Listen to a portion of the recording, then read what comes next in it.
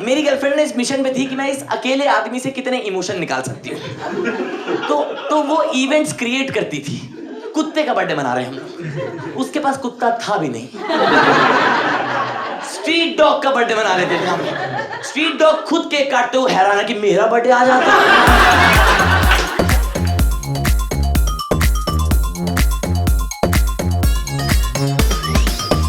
आप में से कोई ऐसे रिलेशनशिप में है? भाई बढ़िया चीज है, होना चाहिए। मैं तो भाई मेरे को बहुत पसंद है रिलेशनशिप ना। हाँ, मैं तो प्यार का फैन हूँ मैम। मेरे को ऐसे ना बड़ा मेरे को मजा आता है प्यार में। ऐसे मेरा बड़ा दिल सा लगता है प्यार में ऐसा। भाई मैं रिलेशनशिप में रह के एक चीज सीखा भाई, ठीक है, कि किसी भी रिलेशनशिप के स्टार्ट में ना आपका पार्टनर आपकी माँ की तरह बिहेव करता। देखा आपने, ओवर केयरिंग। ये सब कॉन्वर्सेशन सुनी होगी आपने कि मेरा बेबी जंक फूड नहीं खाएगा।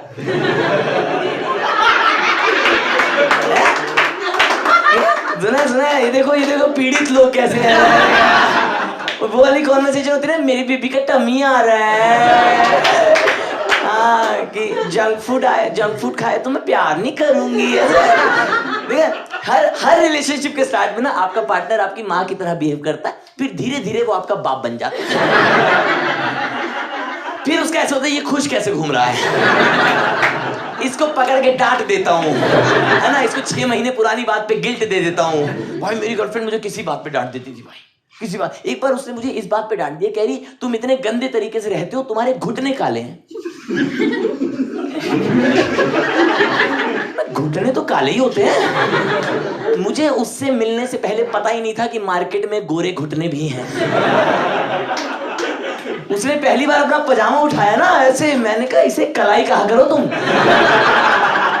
मैंने कहा इस गोरे घुटने के साथ बाहर कैसे निकल जाती हो तुम। मैंने कहा इनकी एफटी कराओ। इतने गोरे घुटने सर, मैं तो प्रेशर में आ गया था, मैं घुटने ही धोता रहता था पूरा दिन। अरे भाई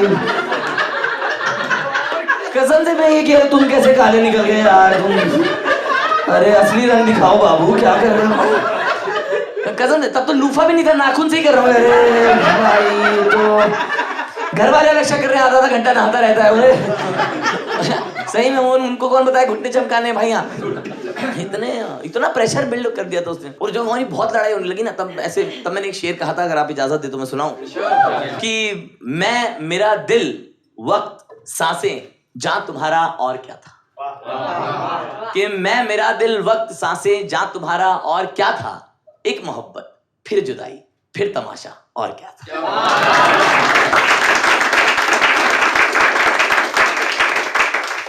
मैंने एक चीज फील की, पता है, जब तक आपको प्यार नहीं मिलता ना, तब तक आपको ऐसे लगता है कि प्यार कितना सुंदर होता है, लव इज मैजिक। फिर जब आपको प्यार का फर्स्ट हैंड एक्सपीरियंस मिलता है ना, तब आपको होता है कौन फैला रहा था झूठ, इधर आओ। है तू बोल रहा था, मेरी वाली से मिल के देखे एक बार ना, तेरा खून चूस लेना पूरा, 10 किलोमीटर आसपास भी ना देखे प्यार के।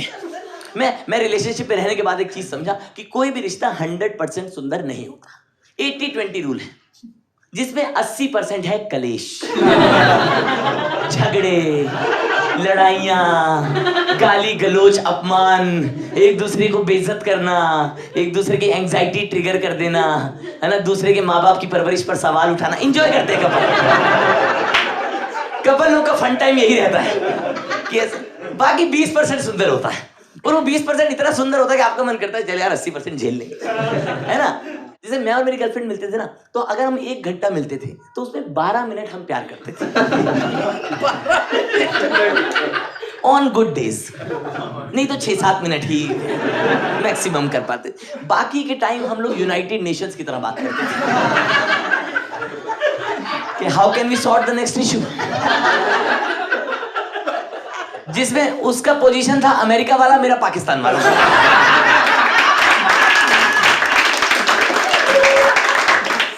मैं लगा रहता था कि हमारे रिलेशनशिप में हालात ठीक नहीं है,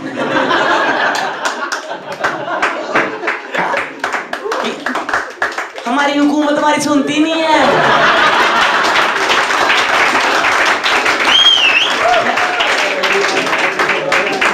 हमारी अवाम तरक्की कैसे करेगी, हमारा मुल्क परेशान है।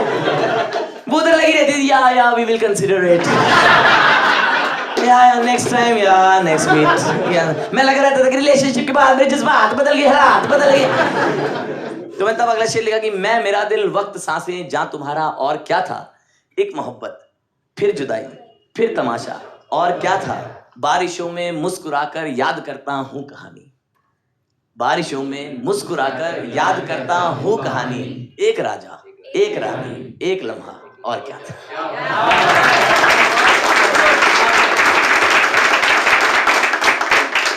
और जन्मदिन है 2 मगर 200 झमेले साल भर में, और ये 2 भी मैं उसका और उसके कुत्ते का बता रहा हूं। मेरा नहीं है इसमें भाई। मेरी गर्लफ्रेंड ने इस मिशन पे थी कि मैं इस अकेले आदमी से कितने इमोशन निकाल सकती हूँ, तो वो इवेंट्स क्रिएट करती थी। कुत्ते का बर्थडे मना रहे हम, उसके पास कुत्ता था भी नहीं। स्ट्रीट डॉग का बर्थडे मना रहे थे हम, स्ट्रीट डॉग खुद केक काटते हुए हैरान है कि मेरा बर्थडे आ जाता। वो खुद हैरत में था भाई। वो ऐसा, उसकी रिएक्शन हो रहा था कि मुझे मेरा बाप नहीं मालूम, तुम्हें मेरा बर्थडे कैसे मालूम है। वो हैरत में रहता था भाई। मेरी गर्लफ्रेंड को ना एक क्यूरियोसिटी थी कि इसकी ना सारी फीलिंग जान लेती हूँ, सारी फीलिंग जान लूंगी इसकी मैं। तो मेरे से रोज नया सवाल लेके आती थी, तुम्हें सनलाइट को देख के कैसा फील होता है? और मेरे दिमाग में था सनलाइट को देख के फील करना है? हम सालों से विटामिन डी लिए जा रहे हैं, हमें पता ही नहीं फीलिंग लेनी है। मैं फीलिंग लेस घूम रहा हूँ भाई। मैं तो प्रेशर में बालकनी में खड़ा रहता था, ला दे भाई फीलिंग, भाई फीलिंग आई नहीं, टैनिंग आ गई भाई।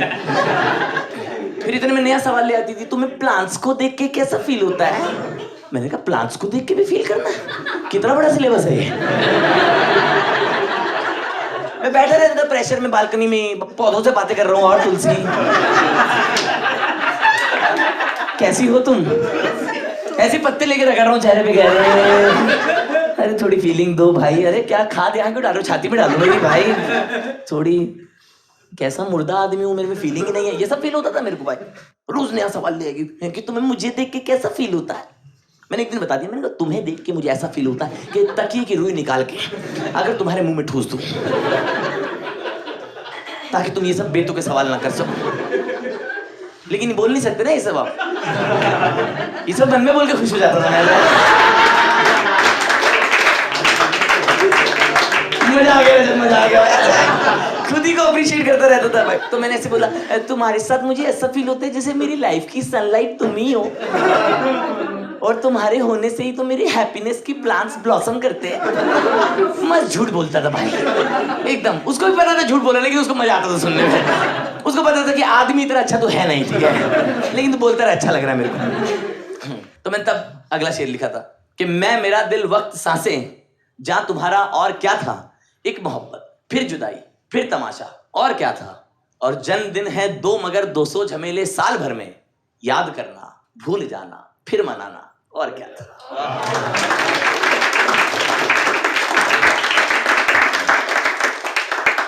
मैंने पता है लड़कियों की इतनी खूबसूरत बात होती है ना, लड़कियां ना अपनी रिलेशनशिप को डिनर टेबल की तरह समझती है। सही में, अभी गंदा हुआ है अभी साफ कर दो। क्लियर रूल है उनका, राइट देयर राइट नाउ। लड़के रिलेशनशिप को अपनी बॉडी की तरह समझते हैं कि रोज थोड़ी साफ करनी है। पिछले हफ्ते तो नहाए थे, रोज क्यों साफ करेंगे हम लोग? जिस दिन छाती पे मकड़ियां जाला बना लेंगी, या जिस दिन झांगों पे फुफुंदी लग गई, तब करेंगे साफ भाई। लड़कियां, आप देखो लड़कियों की इतनी खूबसूरत बात होती है, जैसी लड़कियां प्रॉब्लम को लेके अवेयर होती है ना, वो सॉल्यूशन ढूंढना शुरू कर देती हैं। आदमी विश्वास रखता है लास्ट मोमेंट पर सॉल्यूशन ढूंढने में। कभी आप देखो लड़कियों का फोन 50% पे आता है, चार्जिंग पे लगा देती है। आदमी लोग 1% पे नोरा फतेही की रील देख रहे हैं। अच्छा करती है नोरा। उसके बाद फोन ऑफ हो जाएगा ना, ये भी नहीं कि प्रायोरिटी सेट रहती है, ये भी नहीं कि पहले चार्जिंग पे लगा लूं, पहले दूसरे का फोन देख के रील पूरी देखेंगे कि नोरा अच्छा तो करती है, दूसरा भी दे देगा चाहे उसका 3% पे है, वो भी तो आदमी है ना। मैं तब अगला शेर कहा कि मैं मेरा दिल वक्त सांसें जहां तुम्हारा और क्या था, एक मोहब्बत फिर जुदाई फिर तमाशा और क्या था, और वो किसी एक काम में मसरूफ रहती थी हमेशा, कि वो किसी एक काम में मसरूफ रहती थी हमेशा, काम उसका रूठ जाना रूठ जाना, और क्या था।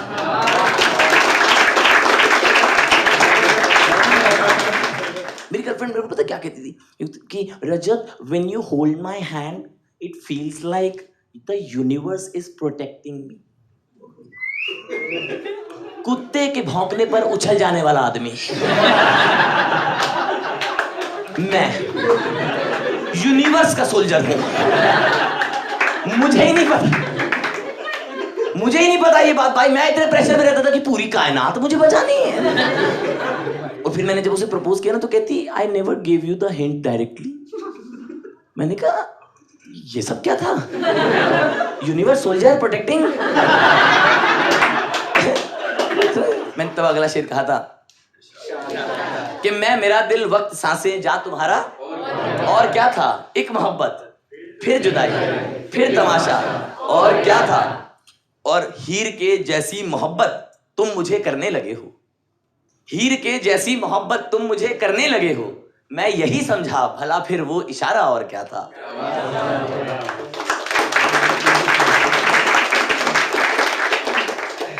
भाई मैं पता है दुनिया में जितने भी ऐसे लोग हैं ना जो किसी रिश्ते से निकलना चाहते हैं, है ना, फ्रेंडशिप रिलेशनशिप जो भी है, they want to leave someone. मेरी आप सभी से एक रिक्वेस्ट है कि आई रिस्पेक्ट योर डिसीजन, लेकिन प्लीज आप लोग छोड़ते हुए मुंह पे मीठे मत बनो।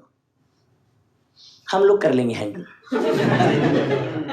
मेरी गर्लफ्रेंड ने मुझे ब्रेकअप के टाइम पता क्या बोला? You are the purest soul. Purest soul, kindest human being, nicest friend to have. कह रही कि पता है जो भी लड़की तुम्हें डेट करेगी ना वो लकीएस्ट होगी। मैंने कहा तुम बनो ना लकीएस्ट। ये है, मैं तुम्हें सामने से मौका दे रहा हूँ, लकीएस्ट बनो भाई। ये पता है ये वो वाली बातचीत है कि आप किसी से पूछो कि भाई आप बेस्ट पिज्जा कहाँ का है, और वो बोले अरे भाई डोमिनोज बेस्ट है, जो भी डोमिनोज का पिज्जा खाए वो तो लकीएस्ट है। फिर आप बोलो मेरे साथ खाने चलोगे? बोले नहीं मैं तो पिज्जा हट खाता हूँ। ये कैसा स्कैम है भाई? अरे काइंडेस्ट नाइसेस्ट लकीएस्ट, मैंने रिलेशनशिप ज्वाइन की, एनजीओ ज्वाइन की मैंने। भी आपको बोले ना ब्रेकअप के time you are the best person, best rap मारो उसके भाई। मैं तो भड़ास प्रॉपर भाई।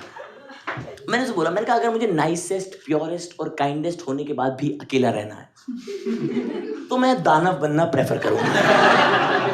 मैं खून पीऊंगा रोज, कच्चा मांस चबाऊंगा।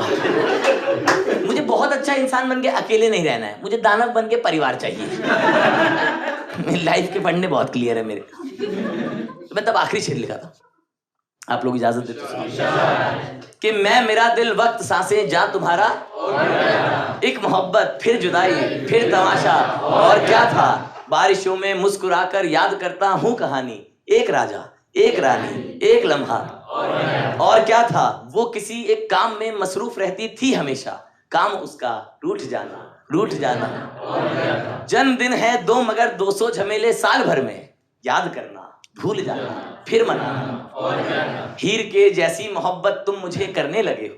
मैं यही समझा भला फिर वो इशारा, और क्या था? और आखिरी शेर सुनेगा कि चाहते थे फासले तुम बोल देते यार मुझको, कि चाहते थे फासले तुम बोल देते यार मुझको। वो मुसीबत वो शिकायत वो बहाना, और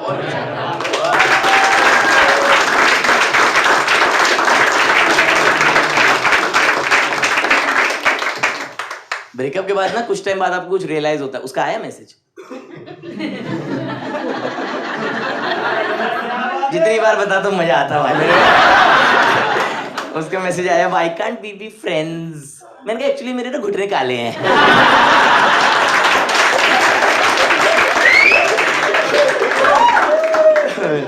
कह रही क्या अब मैं तुम्हें पसंद नहीं हूं? मैंने कहा नहीं, actually you are the purest kindest human being, nicest friend to have. जो भी तुम्हें डेट करेगा वो लकीएस्ट होगा, मैं नहीं करूं।